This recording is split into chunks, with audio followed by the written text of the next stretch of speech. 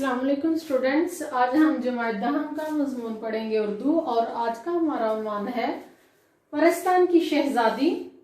इसका आज हम पढ़ेंगे सफ़ा नंबर 32। इससे पहले हम डिटेल के साथ मुसन्नफ़ का तारुफ पढ़ चुके हैं और पीछे से कहानी जो आज सफ़ा नंबर 32 से पहले हम सफ़ा नंबर 29, 30 और 31 पढ़ चुके हैं। उनकी अल्फाजमानी और तशरीह कर चुके हैं। तो प्यारे बच्चों, आज आप पहले अल्फाजमानी करेंगे, उसके बाद सवाल नंबर 3 के तशरीह करेंगे। आप जानते हैं सवाल नंबर 3 में इसलिए कहती हूँ कि बोर्ड के एग्जाम में ये तीसरा सवाल आएगा जिसमें अल्फाजमानी, हवाला मतन और तशरीह की जाएगी से आप उस वाक़ के साथ। अभी हम अल्फाजमानी करते हैं। पहला लफ्ज है बेचाकी यानी बेढंगी, अजीब। देर हो गई, खामोश हो गई, चुप साध ली, दम साकत हो जाना, हिम्मत ना रहना, देर हो गई। आगे लफ्ज है मर्ग। मर्ग से मुराद है मौत। खातर जमा रखो, हौसला रखो। चौबदार, पहरेदार। चौब असल में ये चौब कहा जाता है मशल को। पहरा देने के लिए लालटेन हाथ में होना या मशल जिस पर आग जलती हो वो हाथ में होना, उसे जो है ना वो जो पहरा देता है उसके हाथ में रोशनी होती है, उसको चौबदार कहते हैं।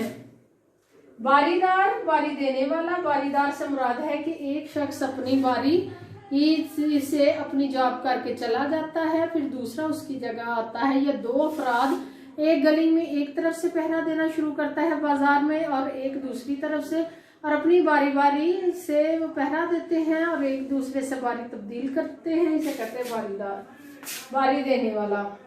समा, मंजर। गहमा गहमी, रश, भीड़, रौनक। बूटा सा कद, छोटा कद, महीन, खूबसूरत, बारीक। शाने, कंधे, जर्क बर्क, चमकते। चोहले करना, मजाक करना। आहली गहली, उछलती कूदती। लाल, कीमती मोती।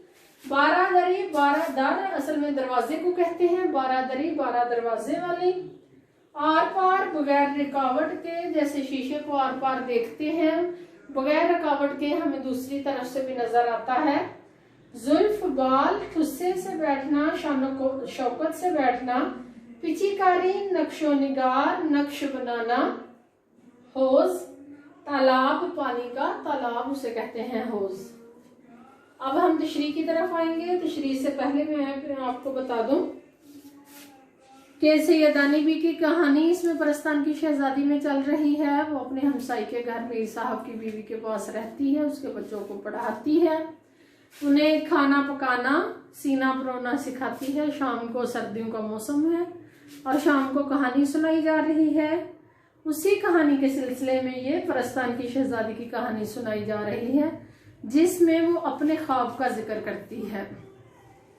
सैयदानी भी बताती है कि कैसे मेरी शोहरत थी जवानी के वक्त जब मैं कपड़े सिलाई किया करती थी, और कैसे लोग मुझे बुलावे पे बुलावे लोगों के आया करते थे कि आकर हमारे मुआशरे के तमाम अमीर अफराद जो थे, चाहे वो बादशाह का घर था चाहे किसी नवाब का घर था, अमीर से अमीर तर लोग मुझे बुलाया करते थे। सफ़ा नंबर 32 पर भी इसी बात का जिक्र हो रहा है, उस सफ़र का जो उन्होंने परस्तान की तरफ ख्वाब में किया। ऐसा मालूम हुआ जैसे कोई पालकी के पास बोल रहा है। अब वो सफ़र कर रही है। पिछले सफ़े में हमने पढ़ा आके पालकी किसी ने उठाई नहीं हुई, बल्कि पालकी हवा में तैर रही है, हवा में उड़ रही है। किसी को हार ने पालकी उठाने वाले ने नहीं उठाई। कहती ऐसा मालूम हुआ कि जैसे कोई पालकी के पास बोल रहा है। कहते मुझे तो कोई पहले नजर नहीं आया जिसने पालकी उठाई हो। अब मुझे ऐसे लगा जैसे कि बोल रहा है। मुंह निकालकर जो देखा तो बेगम क्या कहूँ। बेगम वो कह रही है मीर साहब की बीवी को जिनके घर वो रहती है। एक बेचाकी शक्ल का आदमी था, बेढंगी शक्ल का, अजीब शक्ल का। मैं उसकी शक्ल देखकर हैरान रह गई। बकरे का सा मुंह, घोड़े की सी टांगे और पालकी आप ही आप चली जाती थी। पालकी को उठाने वाला कोई नहीं था, पालकी खुद ही उड़ी चली जा रही थी। ना कुहार थे ना कुहारियां। कुहार वो मर्द अफराद जो पालकी उठाते हैं अपने कंधों पर, कुहारियां वो औरतें जो पालकी उठाती हैं। अब तो डर के मारे मेरा दम घुटने लगा। दम घुटने से मुराद है मेरा सांस मेरा बंद होने लगा कि मौत का वक्त अब करीब है, ये दुनिया के काम नहीं है। आंखें बंद कर ली और कलमा पढ़ने लगी। देर होकर रह गई, देर से मुराद है साकत होकर रह गई, खामोश होकर रह गई। मेरे अंदर हिम्मत ना रही, जान ना रही बाकी। मिनट 2 मिनट के बाद फिर हिम्मत की। अव्वल मरना आखिर मरना, फिर मरने से क्या डरना, कि जब मरना है पहले भी मरना है बाद में भी मरना है, तो फिर मुझे डरने की क्या जरूरत है, मुझे कुछ हिम्मत कर लेनी चाहिए। और ललकार कर बोली। ललकार से मुराद है कि जोरदार आवाज से मैं बोली, अरे जवां मर्ग। जवां मर्ग से मुराद है कि तुम्हें मौत आए ए जवान। मर्ग से मुराद है मौत। ए जवां मर्ग कि मौत के करीब है मर्द। तू कौन है, जिन या भूत? तू इंसान तो हो नहीं सकता, या जिन हो या भूत हो। याद रख मैं सैयदानी हूँ, मुझको बता नहीं तो जलकर राख हो जाएगा। यानी मैं खुदा का जिक्र करूंगी और तू जलकर राख हो जाएगा। भला चाहता है, भला यानी अपना अच्छा बेहतर चाहता है तो मुझे यही उतार दे, वरना मैंने खुदा का जिक्र करना है और तुमने जल जाना है। उसने कहा, सैयदानी भी घबराओ नहीं, हम और हमारा बादशाह सैयदों को बहुत मानते हैं। मानते से मुराद है बहुत इज्जत करते हैं। खातर जमा रखो, आप हौसला रखो, कोई तकलीफ नहीं होगी, मैं आपको तकलीफ नहीं पहुंचाऊंगा। मैं सिर्फ हुक्म का गुलाम हूँ, मुझे हुक्म मिला है और मैं आपको सिर्फ लेकर जा रहा हूँ। हमारी शहजादी की शादी है, कपड़े सीकर चले आना, कि दुनिया में भी तुम्हारी बहुत मकबूलियत है कपड़ों के सिलाई करने के हवाले से, इसलिए हमारे बादशाह ने भी तुम्हें बुलाया है। जितना मांगोगी इनाम मिलेगा। लो देखो वो सामने हमारे बादशाह का महल है। बड़ी मुश्किल से डरते डरते आंखें फाड़ कर देखा। आंखें फाड़ से मुराद बड़े ही गौर से देखा कि मैं कहाँ चली आ रही हूँ, इसकी बातों पर यकीन करूँ, देखूं अगर कुछ नजर आ रहा है तो मेरा दिल भी यकीन करे। तो वाकई पालकी एक आलीशान दरवाजे पर रखी थी। पालकी वहां पहले तो पालकी को उड़ी जा रही थी, कोई उठाने वाला नहीं था। अब पालकी एक आलीशान दरवाजे के सामने रख दी गई। रोशनी ऐसी थी कि दिन मालूम होता था, इतनी ज्यादा रोशनी थी। सुई गिर पड़े तो उठा लो, चूंकि वो दर्जन थी, उसको अंदाजा था कि रात के वक्त सुई गिरी नजर नहीं आती। कहते लेकिन ये कैसी रात थी, ये तो बहुत ही रोशन रात थी कि सुई गिरी भी नजर आ रही थी, इतनी ज्यादा रोशनी थी। और मजा ये कि सूरज था, न चांद, ना फानूस कहीं नजर आते थे, ना लालटेन। जिन चीजों से रोशनी होती है, सूरज से रोशनी होती है दिन को, वो मौजूद नहीं। रात को चांद से रोशनी होती है। परस्तान में चांद कोई नहीं, फानूस और लालटेन जलाकर रोशनी हासिल की जाती है, वो भी यहाँ मौजूद नहीं। उसके बावजूद रोशनी है। यहाँ पर मैं स्टूडेंट्स, यहाँ पर मैं आपको ये बता दूं कि ये जो मंजर सारा बयान किया जा रहा है, असल में ये मंजर बयान किया जा रहा है जन्नत का, कि इंसान अपने ख्यालों में जो जन्नत को तस्वुर करता है, या हमें मुसलमान होने के तौर पर जन्नत का जो तस्वुर दिया गया है कि आप नेकियां करो और आखिरत में आपको नेकी का बदला जन्नत की सूरत में मिलेगा, वहाँ क्या क्या सहूलतें होंगी। अशरफ सुबूही ने परस्तान की शहजादी जो उन्होंने दास्तान लिखी है, उसमें वो सारा नक्शा जन्नत का खींच दिया है जी। सूरज न चांद न फानूस कहीं नजर आते, न लालटेन, उसके बावजूद बहुत ज्यादा रोशनी है। चौबदार बारीदार मर्द हैं, इधर के उधर उधर के इधर दौड़ रहे थे। चौबदार यानी पहरे देने वाले थे, बारीदार थे, एक दूसरे के से बारी बदल कर पहरे दे रहे थे और दौड़ दौड़ कर अपनी बारी दे रहे थे, अपनी जॉब कर रहे थे। आसमान पर से अजब अजब तरह के बाजों की आवाजें आ रही थी। बाजे से मुराद है मौसीकी की, बहुत ज्यादा बेहतरीन मौसीकी की आवाज आ रही थी। अजब अजब से मुराद यहाँ पर अजब लफ्ज उन्होंने इस्तेमाल करके अच्छे के लिए लफ्ज, पॉजिटिव के लिए, मुस्बत के लिए लफ्ज इस्तेमाल किया है। ये तमाशा देखकर मैं सारी मुसीबत भूल गई। कहते कि ये सारा जो तमाशा लफ्ज से मुराद है देखने वाला मंजर। ये सारा देखने वाला मंजर देख के मुझे तो अपनी मुसीबत भूल गई कि कैसे डर और खौफ के साथ मैं सफर करती हुई आई हूँ। वहाँ तो बहुत ही दिल को बहलाने वाली रोशनी थी और बड़ा ही खूबसूरत मंजर था। मैं हैरान थी ये किस बादशाह का महल है, तो मुझे तो कपड़े टांकने सीने परोने के लिए हर महल में बुलाया जाता है, ये किस बादशाह का है, ये तो मैंने आज से पहले नहीं देखा। ये गहमा गहमी यानी ये रौनक तो हमारे बादशाह के यहाँ भी नहीं होती। तो जब हमारे बादशाह ने मुझे नहीं बुलाया तो फिर किस बादशाह ने बुलाया है, वो हैरान थी।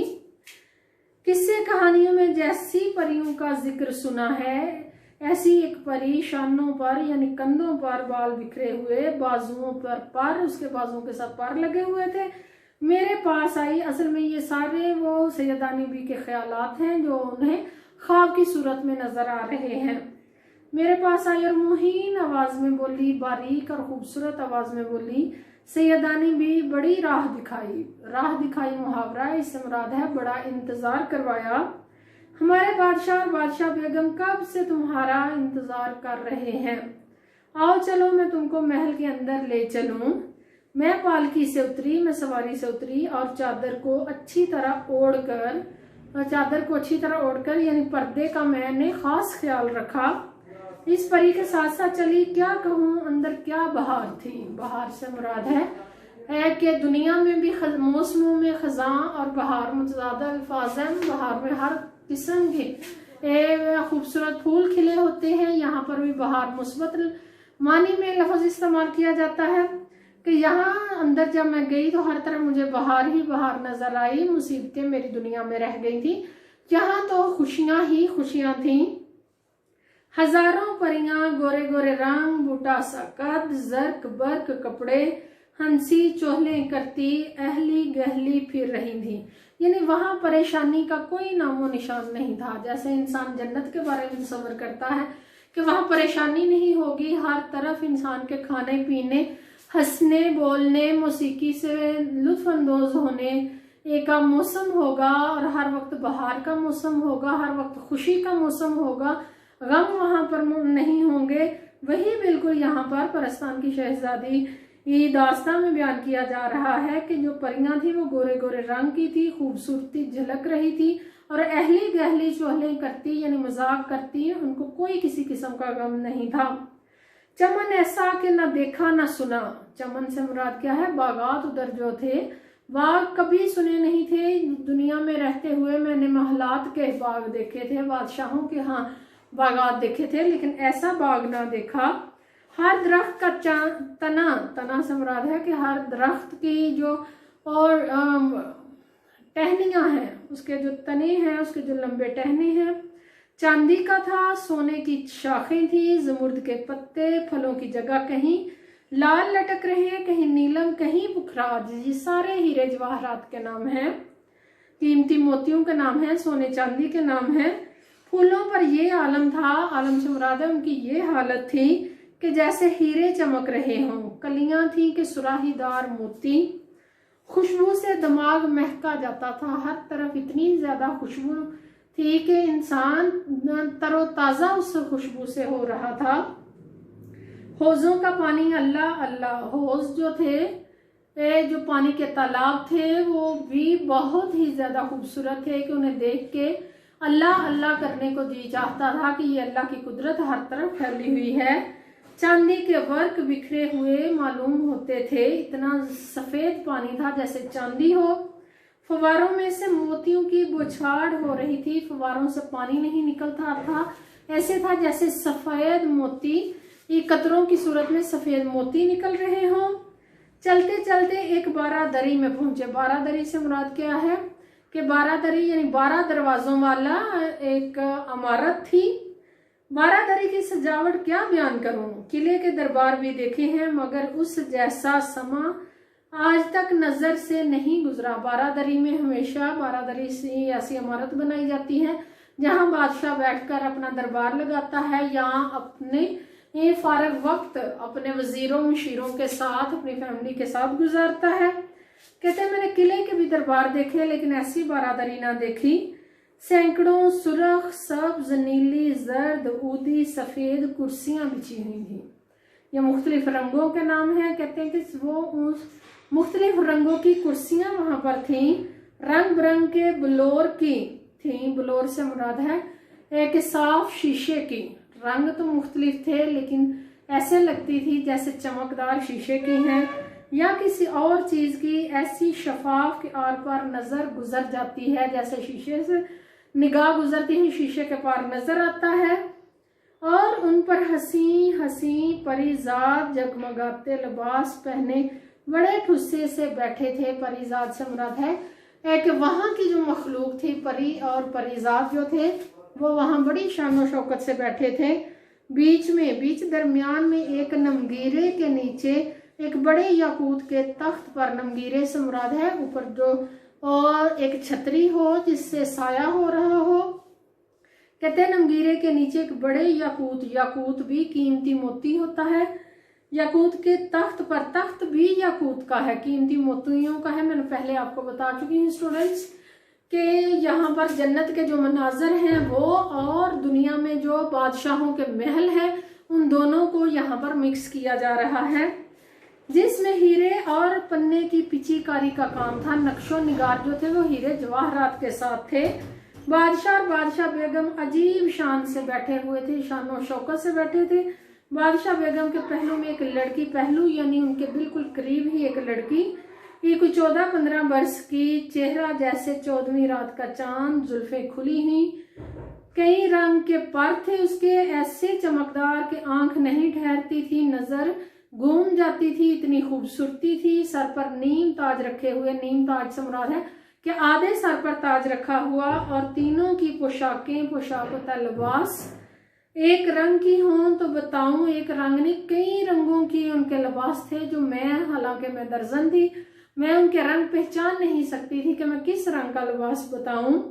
घड़ी में 4-4 रंग बदलती थी, एक एक लम्हे में उनकी जो पोशाक थी, उनका लिबास वो 4-4 रंग बदलता था। मैं किस रंग का उन्हें लिबास को कौन सा रंग दूं। ये सारे जो मनाजर बयान किए गए हैं, यहाँ 4 पैराग्राफ हैं सफ़ा नंबर 32 पर। इनमें जितने जो मनाजर बयान किए गए हैं ये जन्नत से मुशाबहत रखते हैं, और दुनियावी महल जिनमें वो कपड़े सिलाई करने जाती थी उन दोनों को मिक्स किया गया है। सिर्फ ख्यालाती जो मनाजर जो इंसान ने एक ख्वाब में जितनी खूबसूरती देख सकता है उसको बयान किया गया है। आप अपनी किताब खोलें, सफ़ा नंबर 32 खोलें, इन 4 पैराग्राफ की तशरीह करें। फिर आपको किसी लफ्ज़ की समझ न आई तो मुझे ज़रूर पूछें। अस्सलाम वालेकुम।